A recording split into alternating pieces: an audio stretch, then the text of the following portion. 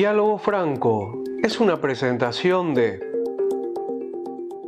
Astillero Aguapé, Frigoríficos Guaraní, Volkswagen, Agrofiel, Caramelos Bis Active, Puerto Seguro, Solución Logística, Lácteos Trébol, Fundación Paraguaya, 35 años, Importadora Roma, calidad y buen servicio, Laboratorios Lauda, Cuatiá, imprenta desde 1999, Servicios Médicos Migone, Parabrisas La Moderna, la casa del parabrisas.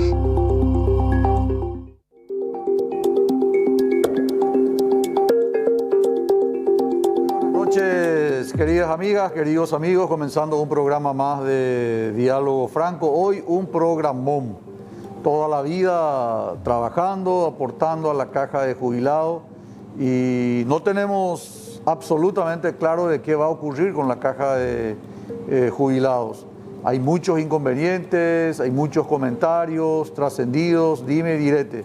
El que levantó toda la preocupación en torno a este tema, sin lugar a duda, por la importancia de su denuncia, fue el doctor Pedro Aley. Su denuncia significó que luego fuera destituido del cargo del jefe de la previsional en IPS dentro del rubro de la jubilación. Nos acompaña el doctor Pedro Aley. Doctor Pedro Aley, buenas noches. Buenas noches, un gusto, a las órdenes. También estamos hoy con el abogado Diego Zavala. Diego Zavala es abogado, está trabajando en un proyecto de una solución al sistema social del Paraguay, todo lo que guarda relación, todos los problemas que vamos a ir denunciando, tenemos que ver cómo se va a solucionar y para eso hay una alternativa, un proyecto en el cual está trabajando el abogado Diego Zavala. Diego, buenas noches. Buenas noches, ¿qué tal, Federico? Buenas noches, Hugo. Nosotros vamos a acomodarnos, le pido por favor que no nos dejen, vamos a un pequeño corte y comenzamos el programa de hoy. ¿Cómo estamos en la caja? ¿Cómo nos va a sorprender? ¿Y qué posibilidades tenemos de cobrar o no nuestra jubilación después de tantos años de aporte? Corte y regresamos inmediatamente.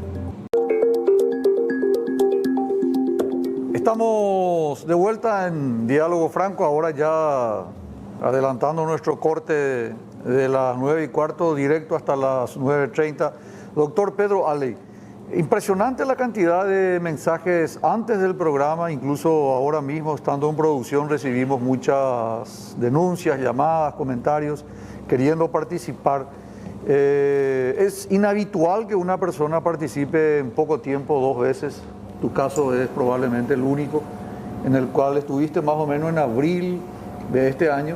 Y justo en esa época comienzan las desavenencias con el presidente del Consejo de IPS y con el Consejo mismo.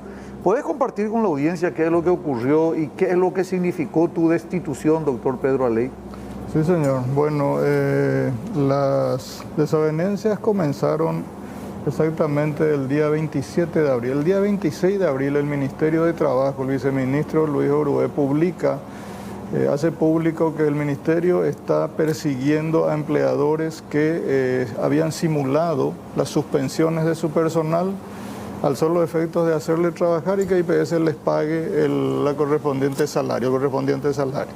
El 27 de abril, como yo era el gestor de ese proceso de pago de ese subsidio de desempleo, la prensa me llama y le digo que sí, que existen ciertos empleadores, no todos por supuesto, no es criminalizar a todos, algunos empleadores que estaban simulando esa figura, es decir, te suspendo, pero venía a trabajar igual o si no te echo. ¿Y quién me va a pagar? Y el IPS te va a pagar. O sea, el patrón no paga, paga IPS, pero vos trabajás para el patrón. Pero trabajo, se rompen todos los principios que queríamos establecer en aquella pandemia de aislamiento, de desempleo, etcétera. Bueno, yo eso le hice saber a mis autoridades, pues estoy en línea, el gerente está en línea, y el comentario fue silencio. Se van a enojar aquí, se van a enojar allá, el ministerio, que no se enojen, bueno. Una actitud cómplice, doctor. Una actitud omisiva, ¿por qué? Porque yo hubiera esperado que en ese momento mis autoridades se suban al carro de la denuncia de un técnico, y vayamos a la fiscalía a llevar los nombres de aquellas personas que estaban en eso, porque ya tenía yo las denuncias telefónicas de los trabajadores. Lo que pasa es que el trabajador, al estar comprometido a su trabajo, no quiere identificarse. Entonces te llama y te dice la empresa tal, y vamos anotando. Sin número de empresas que de mucho prestigio inclusive. A tal punto que hace 15, 20 días la propia Dirección de Aporte Obrero Patronal ya hizo saber públicamente que 271 empresas estaban en la mira por esa investigación. Yo creo que hoy son más de 2.000. A la flauta. No, esto es 2.000 tremendo. empresas. 18.000 empresas accedieron a la suspensión, a las compensaciones económicas de su personal. 18.000. Yo estimemos que el 10% nomás hicieron este fraude. Estamos hablando de 1.800 o de 1.000 empresas. Y eso existió. Lo que a mí me molestó mucho fue el imperativo de esto, hay que taparlo. Porque se va a enojar gente de afuera, presidente. Nosotros somos un ente autónomo, nosotros somos una entidad autónoma que tenemos que tomar nuestras decisiones nosotros, no somos una secretaría de nadie. Y bueno, y ahí empezó el impasse. Y reventó el impasse cuando en el mes de junio, compañeros míos de promoción que son magistrados en tribunales, otros son abogados, me dijeron: mira, Pedro, van a ejecutar la sentencia 1917/16, que te habíamos pasado ya en el 17. Ok, ¿qué sentencia es esa? La sentencia de la Corte que cambia el modelo previsional y que beneficia a 126 personas por encima de la generalidad. Hay varias violaciones constitucionales ahí. Pero la Corte entendió que había que privilegiar el artículo 20 que habla del no decomiso de los bienes propios, y por ese lado fue a un análisis que concluyó en esa sentencia. Yo me enteré de esa sentencia en el 2017 y con papeles le hice saber al presidente en aquel momento. No se hizo nada. Recién en el 2019 el doctor Ubetich ordenó que se instaure una acción autónoma de nulidad, pero no a los argumentos medulares de la sentencia. La sentencia, el fallo no se está discutiendo. Se está discutiendo que no se corrió traslado IPS nomás. Eso es lo que se apeló. O sea que ni siquiera... Una cuestión de forma. Una cuestión de forma. Hasta donde yo sé, no soy constitucionalista, es lo que me enseñaron amigos constitucionalistas. Acá no se está discutiendo el fondo, de la forma no. Claro. Esa sentencia, esa acción de hecho, contestó la Procuraduría General de la República. IPS ni se enteró ya cuando estaba firme. Ahora, ¿qué es lo que pasa? ¿Cuál es la trascendencia de esa sentencia? Para hacerla corta, destroza el modelo previsional, elimina el modelo de capitalización colectiva o reparto solidario, hace que la gran masa de cotizantes tenga que subsidiar a 126 personas inicialmente, los accionantes que ganaron, y posteriormente a cerca de 8.000 personas que por vía de uso de la jurisprudencia, que significa ese fallo, van a querer lo mismo en IPS. Los números que arrojan... Estos eran trabajadores de marinos, ¿verdad? Que estaban prestando servicio en alta mar. No, son capitanes de barco fluvial, entiendo. Ahora, no se trata de estigmatizar también a esa profesión tan noble, ¿verdad? Sí, pero son gente que estaban ganando... Ganaban 80, 90 millones, sí, 40 millones, en fin, por mes, okay, porque así cobran. Y la sentencia lo que les permite es cobrar esa suma a partir de la jubilación. No el tope establecido en la Carta Orgánica de IPS, que también está en la Carta Orgánica de todas las cajas. Ese tope tiene por efecto sostener el modelo de capitalización colectiva. Eso es lo que quiero que le explique a la audiencia, doctor, por favor. Cualquier ciudadano, de acuerdo a la Carta de Jubilación, en este caso en particular de IPS donde vos tuviste, establece un tope. Vos te jubilás con 100 y no cobrás 100 precisamente. ¿Cuánto cobrás de eso? No, vos podés ganar 40 millones, digamos 40 millones, sea tu salario. Cotizás sobre ese 40 millones, 9% te quitan, 14 el empleador, eso va a un fondo común de IPS, pero cuando vos configures derecho para jubilarte, no te van a pagar 40 millones, claro, te van a pagar hasta 22 millones de guaraníes, 10 salarios mínimos. Establece Eso establece el artículo 6 de nuestro régimen jurídico. ¿Por qué? porque es uno de los artículos que sustentan el modelo de capitalización colectiva. Vos eliminas eso y es capitalización individual. ¿Por qué? Porque voy a cobrar de acuerdo a lo que yo he ganado. Que vos pagas. Bueno, entonces el problema es que esa misma figura, dejemos el impacto financiero, que cuando lo muestra ahí asusta, lo que va a costar este fallo, el impacto que viene hacia las demás cajas, porque todas tienen el mismo modelo de capitalización colectiva y todas tienen esta misma norma donde topean el valor máximo del haber jubilatorio, topean. Si todos los demás jubilados de fiscal, entre ellos miembros de la Corte, que les va a afectar este fallo, o les beneficia este fallo. O sea, a ver un poco, este fallo que hacemos mención ahora, que significó tu destitución, de alguna u otra manera favorece también a la Corte, a los miembros de la Corte. Ellos se verían beneficiados. Por supuesto. Los miembros de la Corte cotizan a la caja fiscal. Estoy seguro que sus salarios no están en el tope que marca la caja fiscal, que es 25 millones. Estoy seguro que ganan un poco más, 40, 50, no sé. Con este fallo vigente van a cobrar 40 o 50. Entonces, buen tema, es un buen punto que hay que analizar. Ahora, IPS tal vez va a aguantar este golpe un poco más que los demás porque tiene espalda financiera, tiene reserva financiera suficiente para aguantarse unos 10, 15 años. Parece mucho 10, 15 años, pero en términos previsionales 10, 15 años no es ni la mitad de la vida laboral de una persona. Pero las demás caja fiscal que ya está luego tambaleando, esto va a acelerar. Tenemos esas imágenes de las cajas fiscales. ¿Será que podemos pedirte, doctor, un minuto de tu tiempo y si podés acercarte ahí para mostrar? Vamos a ver un poco, por favor, Cristian, las cajas fiscales, cómo estamos. Vamos a comenzar por eso, por favor. Hay otra imagen donde están las cajas fiscales municipal, policial, militar. Ahí. Observa acá. Bueno, sin entrar en detalle, ¿qué es lo que muestra este cuadro que publicó la prensa y que la hizo pública la propia caja fiscal? Tiene programas civiles y programas no civiles, militares, policías, Fuerzas Armadas. Los programas, de esos programas, la mitad, los civiles, más unos de policía, militares, son deficitarios. Cuando decimos que los programas son deficitarios, quiere decir que lo que ingresa para pagar los beneficios ya no alcanza. Entonces, ¿no está asegurada la jubilación de los muchachos? No está, claro que no está. Por eso el ministro Llamosa dijo, en 5 años nos quedamos sin plata. Entonces, ese déficit de la mitad de sus programas se va cubriendo con el superávit de los pocos programas que son superavitarios todavía, pero tampoco ya no alcanzan.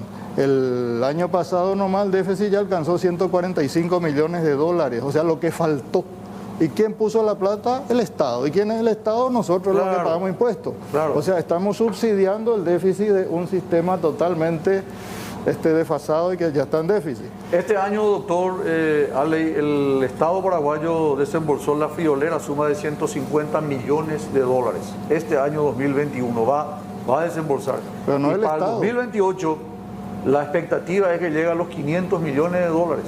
Ok, pero no el Estado. Somos nosotros que aportamos al IPS, aportamos a nuestra caja bancaria, a la otra caja, y a la vez tenemos que subsidiar el déficit de un sistema que está cayendo a una velocidad extraordinaria y que va a caer más rápido que en 5 años si este fallo se confirma, porque tiene una enorme cantidad de jubilados que se jubilaron con el tope de la caja bancaria, 25 millones.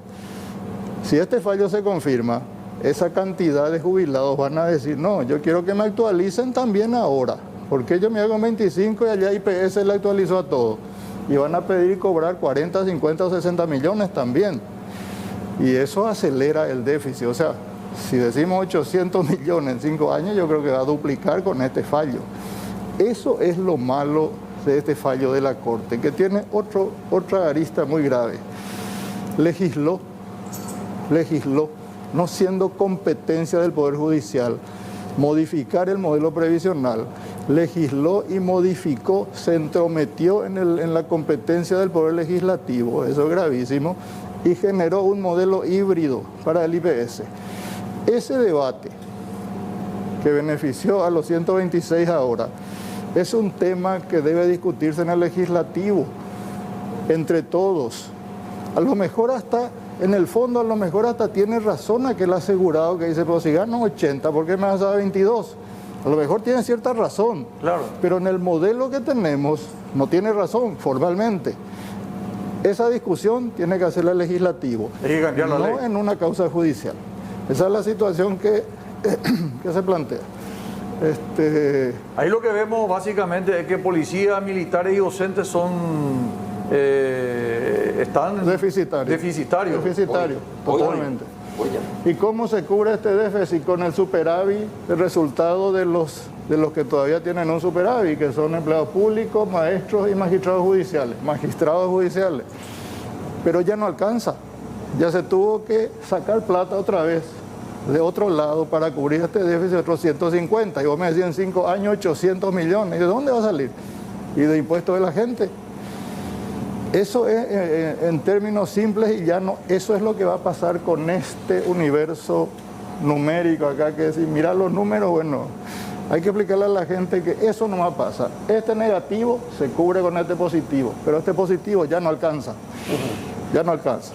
¿Y de dónde sale? De tu bolsillo. Ya que estás ahí, doctor, por favor, a ver, Cristian, si le podés pasar un poco la imagen donde está el aporte de IPS para que la gente pueda entender cómo se distribuye el aporte. Esta es otra cámara. Tenés, Cristian, ahí lo de IPS, por favor. Ahí. Eso. Bueno, esto es bien didáctico para que la gente entienda cómo funciona IPS. 650.000 cotizantes que dependen de 65.000 empleadores. Y aquí ya tengo la primera gran nota de advertencia. 650.000 es el 40% de los obligados a estar en IPS. La evasión es del 60%. De cada 10 trabajadores, 4 nomás están formalizados. De 65.000 empleadores, hay cerca de 600.000 unidades económicas de empleadores en Paraguay. La tasa de evasión patronal es del 90%. 90%. Sí, señor. 65.000 de 600.000 te dan 90% de evasión patronal. El problema no es la evasión obrera. El pobre trabajador que se queda en negro porque le obliga a trabajar, pero IPS no. Es la evasión patronal. Eso es lo grave. Ese conjunto genera por mes aporte exactamente 100 millones de dólares a hoy, por mes, de ingreso por aporte obrero patronal. Es decir, cada mes IPS recauda 100 millones de dólares. ¿De dónde viene esa plata? De la tasa de aporte del trabajador, que es 9% sobre su salario, de la tasa de aporte del empleador, que es 14% sobre su salario, y acá hay dos notas que agregar. Hay un 1.5 a cargo del Estado, que es la famosa deuda del Estado de 1950. Que nunca se pagó hasta hace un año en que el Estado entregó 100 millones de dólares para la pandemia. Y creo que entregó otros 50 para el programa de salud de IPS. Y un 2,5 que los empleadores le agregan a su 14. Por eso el aporte del empleador es 16,5. 14 nomás va a IPS, pero hay un 2,5 adicional que IPS recauda y manda a SNPP, SINAFOCAL, SNEPA y programas vectores del Ministerio de Salud. Este es un vagón de plata, enorme. Si esto se elimina, cae SINAFOCAL, cae SNEPA, cae etcétera. Pero en fin, la suma de 14 más 9 es 23%. Sí. Hoy en día eso es, como dije, 100 millones de dólares. Lo que es. ¿Cómo se distribuye esta plata? El 54% de 100 millones va al fondo de pensiones de IPS. Correcto. Es decir, 54 millones, exactamente. Correcto. El 39% va al fondo de salud, 39 millones. Y un 6% de administración, gestión administrativa de IPS, 6 millones de dólares, mensual. Son números mensuales.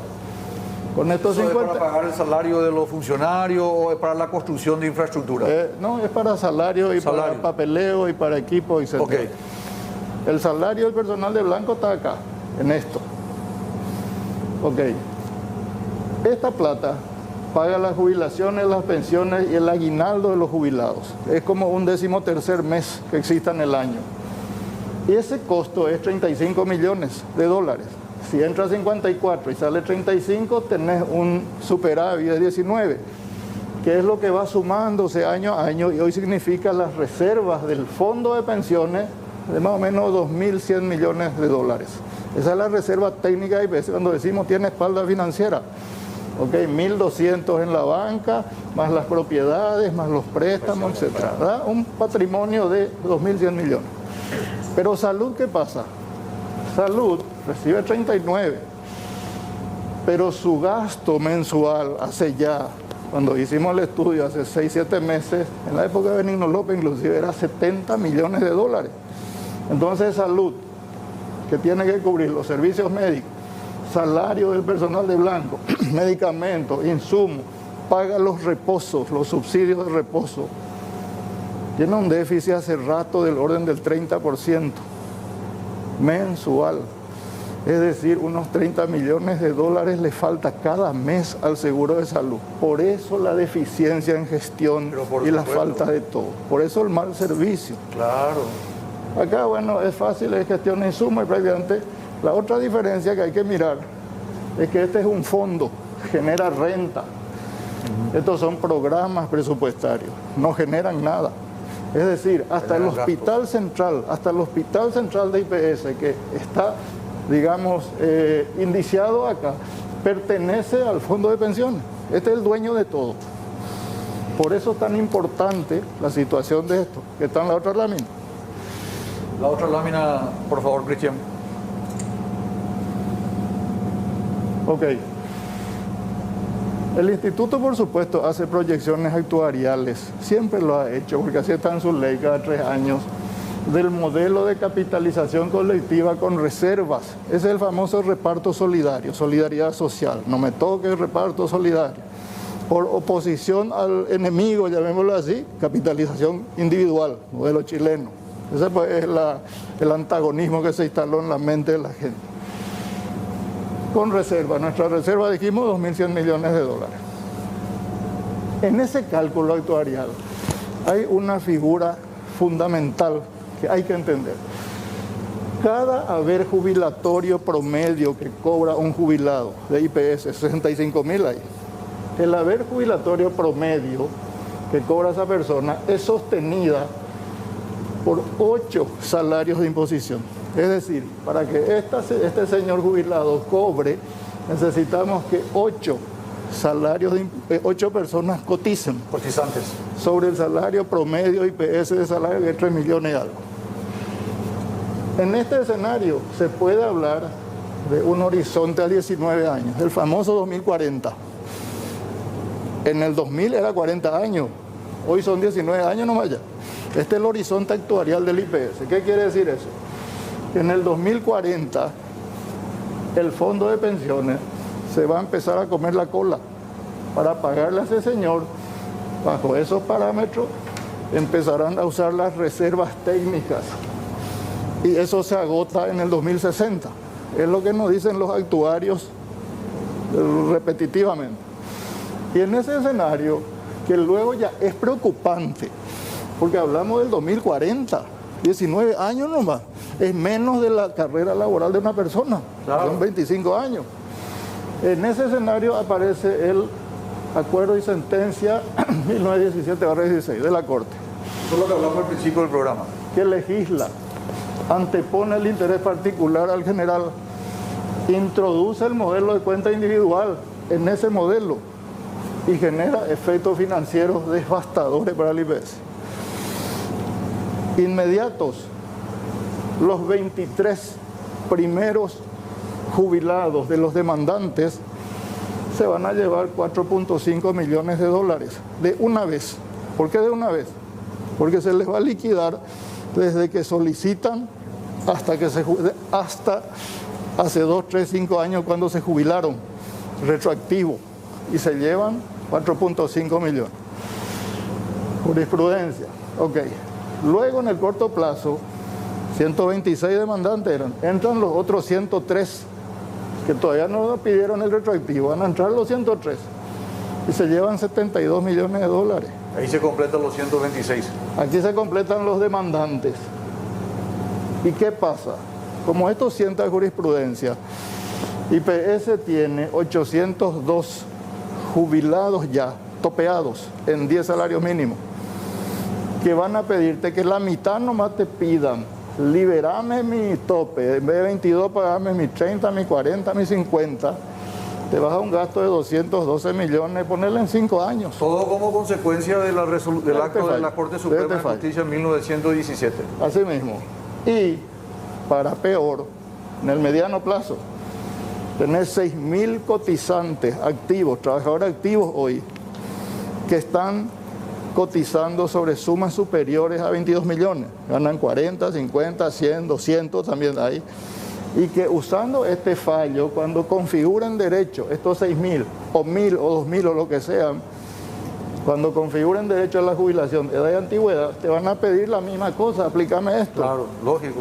Y ahí el golpe es de 8.068 millones de dólares. ¿Qué es 8.068? 4 veces las reservas técnicas que hoy tiene el IPS. Si esto no es preocupante, no sé qué más lo que tiene que ser preocupante. No mueve la aguja 4 meses. No sé, eso no dirán los actuarios. ¿Cuánto del 2040 para acá viene? 4 meses, dice IPS. Pero lógico, es un actuario, un estudio actuarial en línea, con la línea del presidente. ¿Y qué pasó con uno que salió de la línea? Acá estoy, buscando trabajo. Qué bárbaro. Entonces, esa es la situación. Qué bárbaro. Qué bárbaro, lamentable. Entonces, pero viene lo peor. Una más, si se puede. Sí, por favor, Una adelante, más. doctor. Adelante. Dale otra, Cristian. Ahora, con ese acuerdo, si no se revoca, ¿cómo mantener el horizonte a 19 años? O sea, ¿cómo volver a la vieja normalidad y decir, no, en el 2040 ya vamos a tener problemas? Que es el sueño que queremos, 2040, 19 años no me haya falta. Hay que duplicar la cantidad de cotizantes en los próximos 5 años, como mínimo, Pero lo ¿cómo cual vas a es ampliar tu imposible. cotizante si tu servicio de salud es deficiente? Imposible. Pero por eso te digo, pobre de los administradores que tengan que gestionar estas modificaciones. Hay que alzar la tasa del aporte obrero patronal. Hay que bajar la tasa de los beneficios jubilatorios, ya no 100%, tal vez 50%, como está planteando la caja fiscal para sobrevivir. Hay que suprimir el aguinaldo de los jubilados y ahí tener una revolución social. El 13º salario. Habrá que congelar los ajustes anuales de los beneficios, no más ajuste cada año. Y habrá que alzar la rentabilidad de las inversiones que hoy son paupérrimas, de la plata que hoy tiene el IPS. Una o todas o combinadas, ojalá nunca tenga que hacerse eso, nunca. Pero para eso necesitamos dejar sin efecto este fallo, que aparentemente, hasta donde yo sé, ya es irrevocable. Entonces, el horizonte está gris, para no decir negro.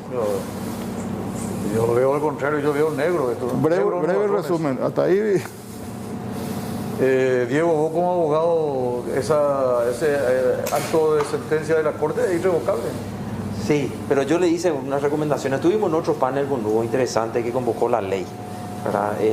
Hace creo que una semana, ¿verdad? Y yo le había mencionado a Hugo, ¿verdad?, algunas recomendaciones que yo haría al IPS y a su servicio legal para ir disminuyendo ese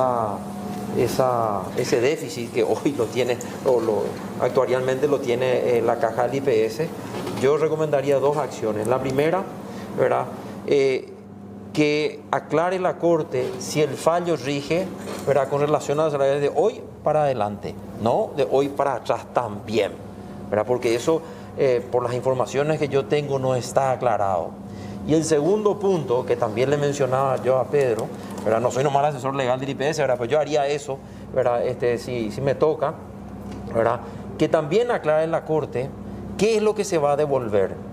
Si se va a devolver solamente el aporte obrero, que es el 9%, o también le van a decir, che, devolver el aporte patronal, que es el 14%, porque el aporte patronal aportado por las empresas, ese no aportó el trabajador, entonces no tiene por qué devolverle a aquello o poner en el cálculo, en la base imponible, como dicen los abogados tributaristas, no tiene por qué poner en el cálculo de lo que se va a devolver, ¿verdad?, al trabajador. Sí, pero ¿sabes qué quiero retrucarte, te voy a decir, en el buen sentido.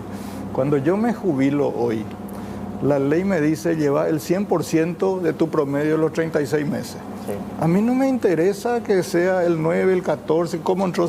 Yo quiero el 100% de mi promedio de los 36. Sí. Y topea en 22 millones.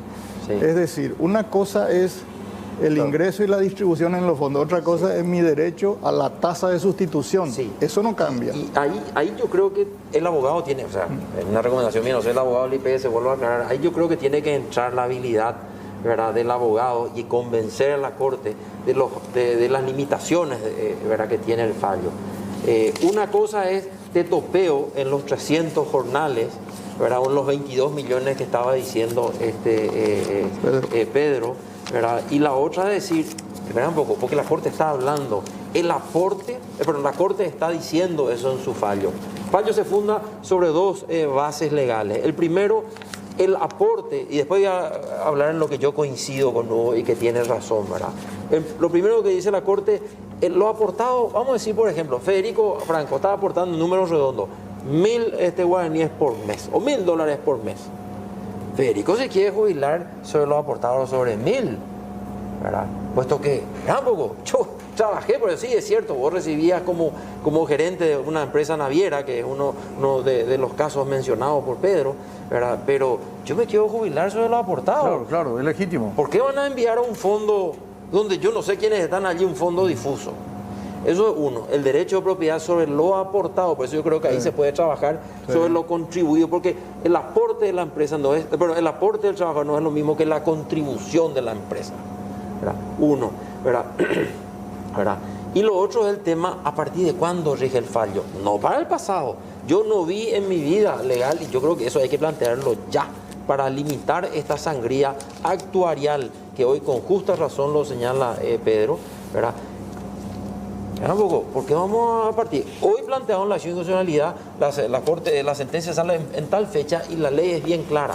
Los fallos dispuestos por la Corte rigen para los que presentaron la acción, 1, y 2, rige para el futuro. Yo veo que vamos a tener que ir a otro programa acá porque no nos va a alcanzar el tiempo. Fíjate, Federico, esta es una liquidación, actualización hasta octubre. ¿Podemos poner esto, por favor? Estos son navegantes jubilados. No son 4, como dice el presidente del instituto, son 23 jubilados. Acá están con su nombre, su fecha de jubilación, su tope y lo que deberían cobrar. La suma de lo que estos van a cobrar es lo que representa 30.000 millones de guaraníes. Hablamos de 5 millones de dólares, el primer golpe. Y me olvidé de decir algo. Todos estos 23 más los otros 802 que van a cobrar ese retroactivo, ojalá que no. Ojalá, como dice el doctor Sala, no. Le paguemos desde ahí, ojalá. Pero si cobran eso, se llevan un vagón de plata y el mes siguiente, hasta que se mueran, cada uno va a seguir cobrando 40, 50, 60. Y te digo más, se muere el tipo, su viuda va a cobrar el 60% de esa suma otra vez.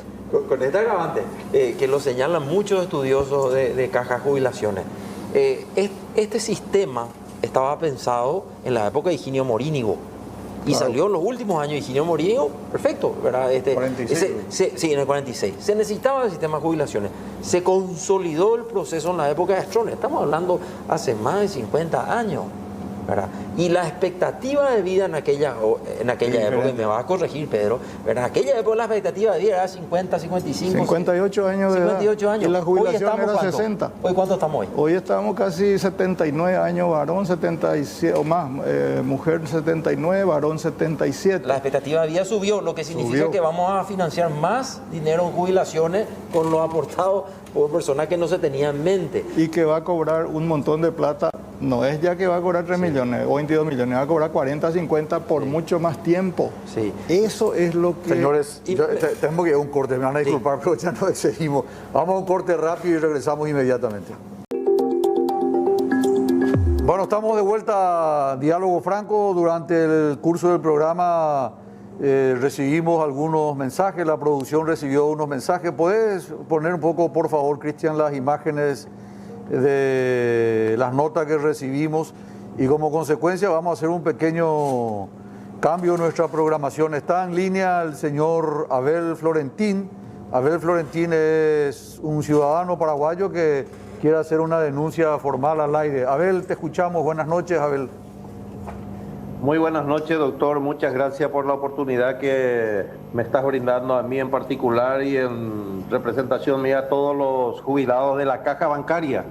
Quería referirme a esta situación que se está dando, que acaba de exponer el doctor Alley.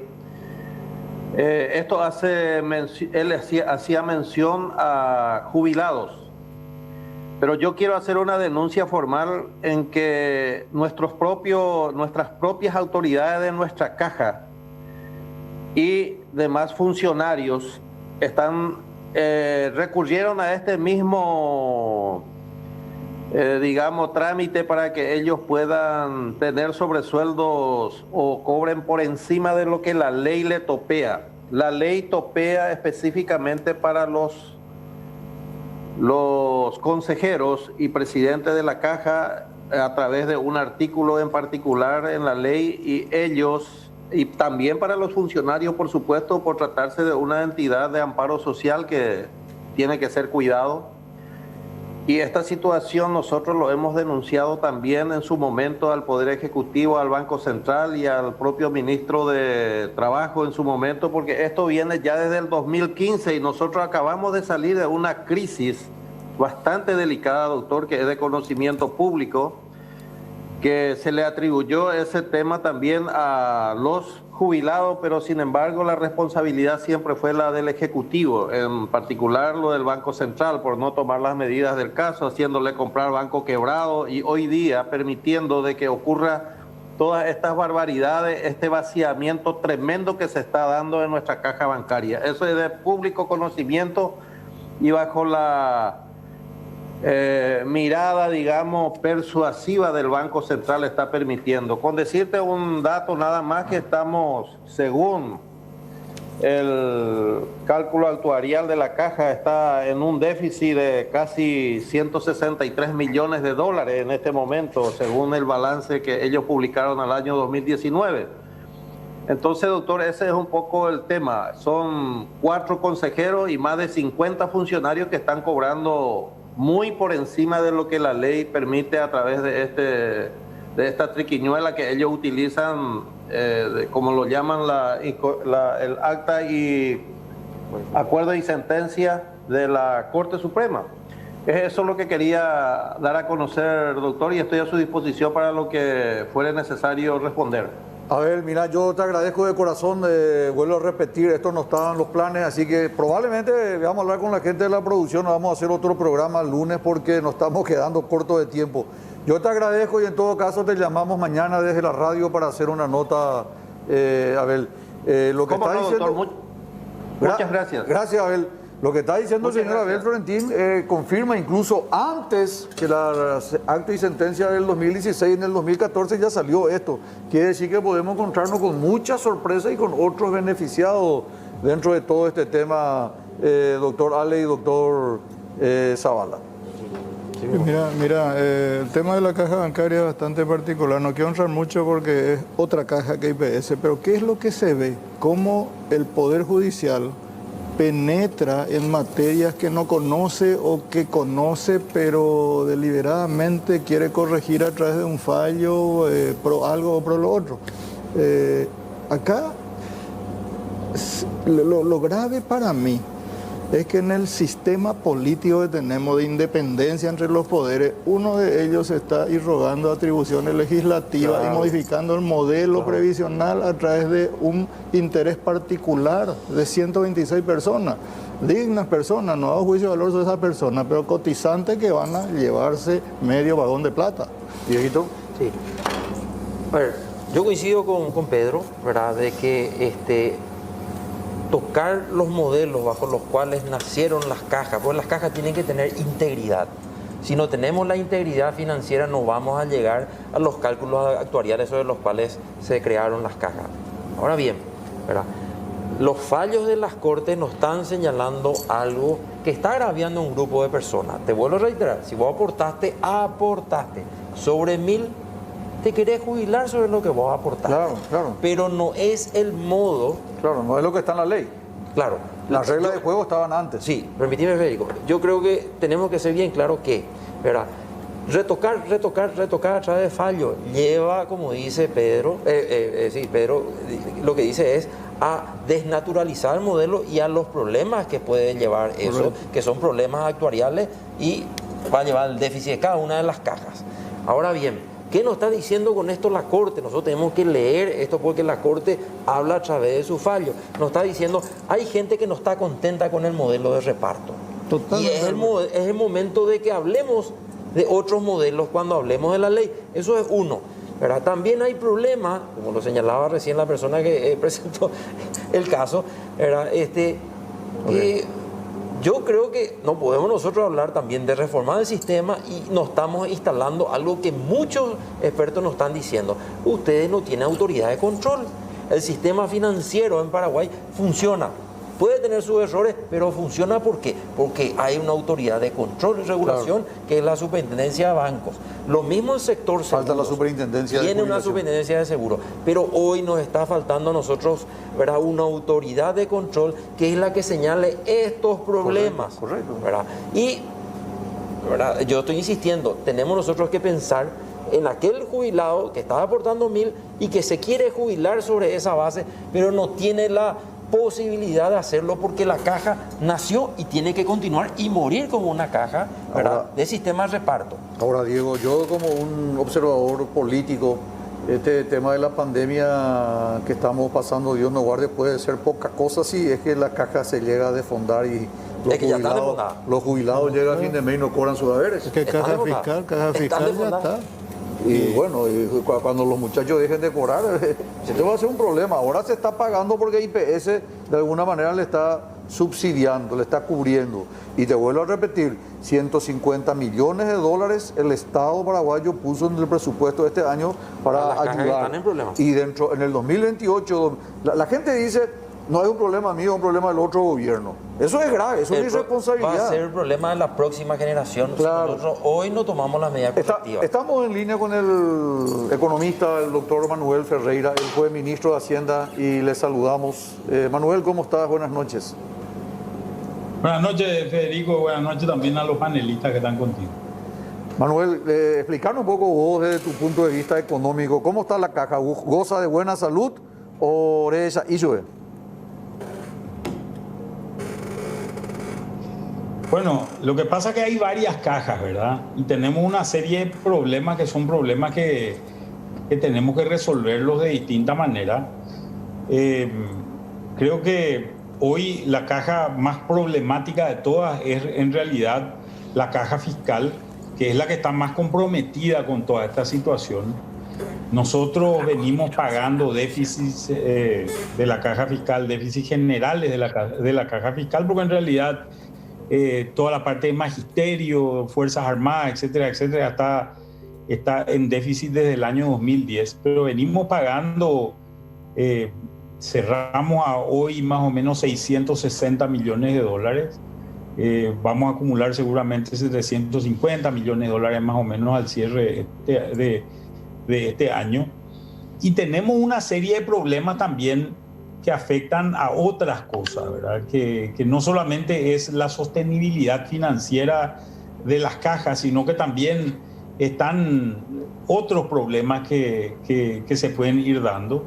Como problema, por ejemplo, hay retiro muy temprano en estas cajas. Claro. Por ejemplo, el caso de los maestros es un caso muy llamativo. Ellos tienen 25 años, pero por cada hijo que tienen pueden reconocer también un año más, un año previo de retiro, entonces te puedes jubilar a los 20 años de aporte. Imagínate, se jubilan a los 42 años. Esto tampoco induce al ahorro, este tipo de cosas. En general, lo único que se valora acá es la antigüedad, no se valoran otro tipo de elementos que son importantes. Hay beneficios que están mal diseñados, esto que estamos diciendo, entonces hay un traspaso intergeneracional. O sea, si es que esto que señalaban en algún momento dado, creo que los panelistas, el hecho de que hay un grupo de gente que va a llevar mucho dinero, en realidad lo que estamos haciendo es una transferencia intergeneracional.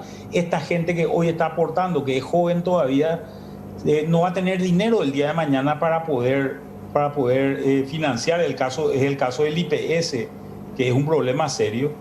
Y bueno, en fin, hay un montón de cosas, y hoy esto es percibido como un impuesto al trabajo, cuando que en realidad es un espacio de generación de beneficios que deben ser sostenibles en el largo plazo para la gente que se vaya jubilando, ¿no?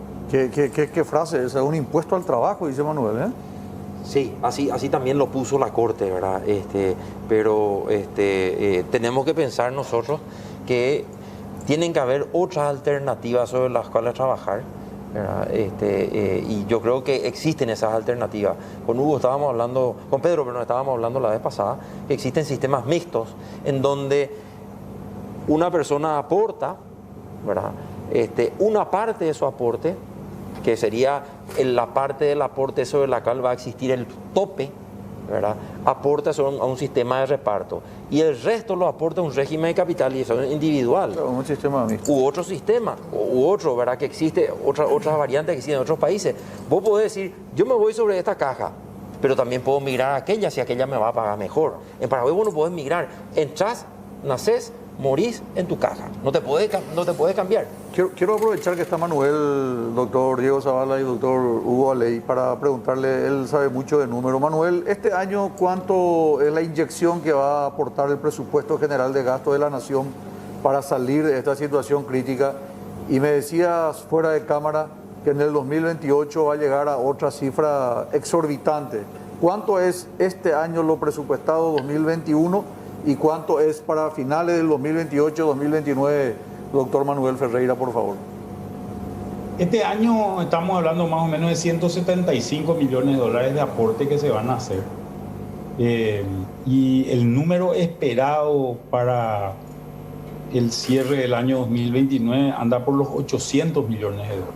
O sea, un número en realidad mucho más grande, ¿no? Pongan un poco la cara del doctor Aley, por favor. Pongan la cara del doctor Aley acá. Ay, Qué bárbaro. 800 millones, doctor. Y sí, hablamos de esos volúmenes. ¿Y sabe qué es lo más preocupante? Que hoy hay gente que está minimizando el problema. No, la sentencia de la Corte es declarativa, no tiene luego fuerza. El que dijo eso es un tonto, y el que dijo eso es el asesor jurídico IPS. ¿Cómo va a decir eso? Y le hizo decir al presidente en una comunicación del presidente, es declarativo, no nos preocupemos, estamos bien. No minimicemos este problema. Me dijeron, soy un alarmista, y voy a ser alarmista porque como todo el mundo ve, el doctor Fernández Baldovino, el doctor Diego, todo el mundo ve, el horizonte está cerca y es negro, una tormenta de magnitud 1000, pero no, estamos tranquilos, todo está bien. Seamos alarmistas, porque estamos hablando de nuestras jubilaciones, del aporte de mucha gente y del bienestar social de nuestros hijos. Eso está en juego. ¿O acaso, lo que pregunto nomás, eso de minimizar el problema, no es tirar nomás la pelota al próximo gobierno? No hay ahí un efecto político nomás. Claro, o sea, es rehuir la responsabilidad y tirar para adelante. Manuel, yo te agradezco por estos minutos, infelizmente se nos va el programa. Pero así como están las cosas por la cantidad de repercusión que estamos teniendo en los teléfonos del canal, probablemente vamos a repetir este programa. Así que te vamos a tener comprometido de nuevo, si Dios permite, para dentro de poco, Manuel, ¿sí? Perfecto, un gran saludo ahí a Pedro, a Diego y a toda la audiencia, y un abrazo para vos. Gracias, Manuel, muchas gracias. Estuvimos con Manuel Ferreira. Bueno, yo quiero, prácticamente no necesito hablar porque con los invitados es suficiente, ¿verdad? Pero la preocupación es, no está claro cuánto tiempo hay que aportar, no está claro cuánto es lo que se me va a quedar. La Corte interviene y quita una resolución que cambia completamente el sistema de la ley, y con lo que acaba de decir el doctor Manuel Ferreira, el Estado paraguayo, el Estado, nosotros, no digo el gobierno, porque el Estado somos nosotros los que estamos pagando impuestos, estamos subsidiando estas cajas que son deficitarias, y de alguna u otra manera, Pedro, Jorge, Andrés, Mario, Juan, que está viendo el programa, 175 millones de dólares este año y hasta 800 millones de dólares para dentro de 5 años para subsidiar este problema en el cual es imposible que podamos salir. El próximo lunes, si Dios permite, vamos a tocar cuáles son las alternativas, las soluciones, cómo se puede dibujar, graficar algunas soluciones para la problemática de la caja de jubilados bancarios, IPS, policía, militares, de la caja de jubilados en general, y lo que planteó Diego Zavala hoy en forma directa, la necesidad de una superintendencia de caja de jubilados. Doctor Pedro Aley, muchas gracias. Doctor Diego Zavala, muchas gracias. Si Dios permite, el mismo equipo el próximo lunes. Con gusto. ¿Ok? Amén. Gracias. Nosotros regresamos, si Dios permite, el próximo lunes con más Diálogo Franco. Muchas gracias. Hasta el próximo lunes, si Dios permite.